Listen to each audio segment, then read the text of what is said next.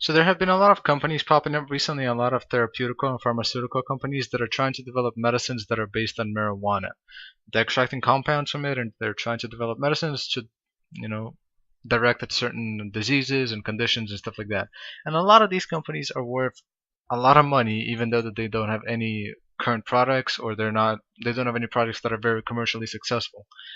And people seem to think that these companies are overvalued. Some of them are like 3.2 billion, 263 million, but a lot of these companies are worth hundreds of millions of dollars, and people think that this is too much. So let me try to explain to you why some of these companies are worth as much as they currently are.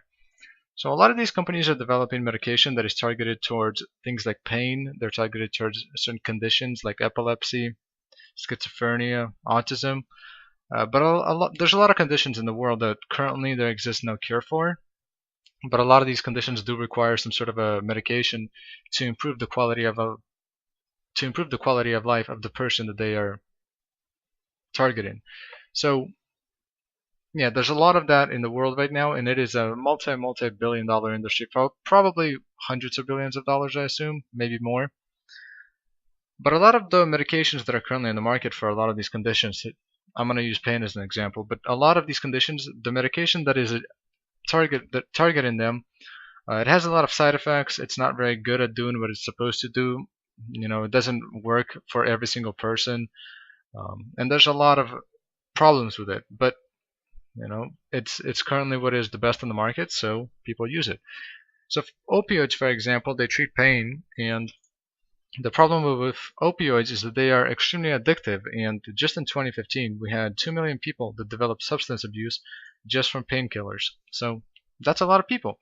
And if some of these companies are successful at developing something that treats chronic pain, even if it's not as good as like opioids or the medicine that we currently have, but if it doesn't have the same side effects as, for example, opioids, then there will be a huge market share for that company.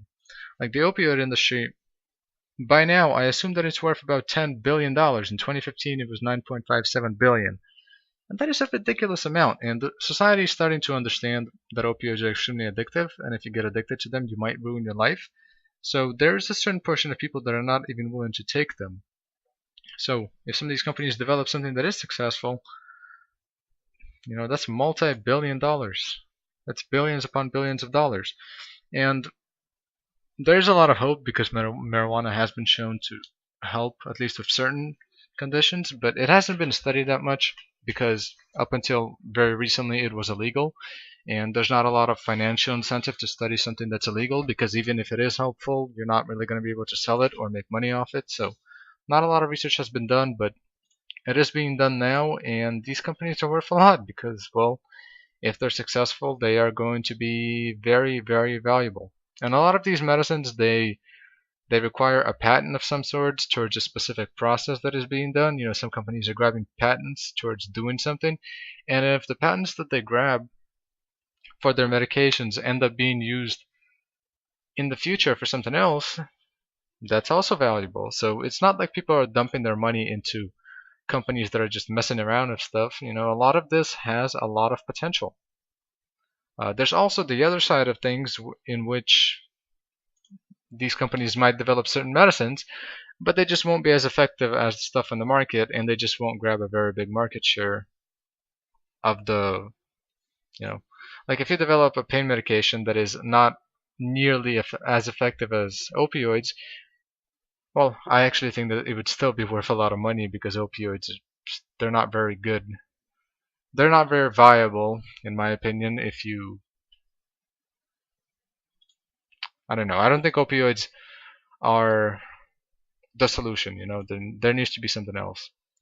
But anyways, these companies have a lot of potential, in my opinion, and that is why they're being worth so much. So hopefully this helped.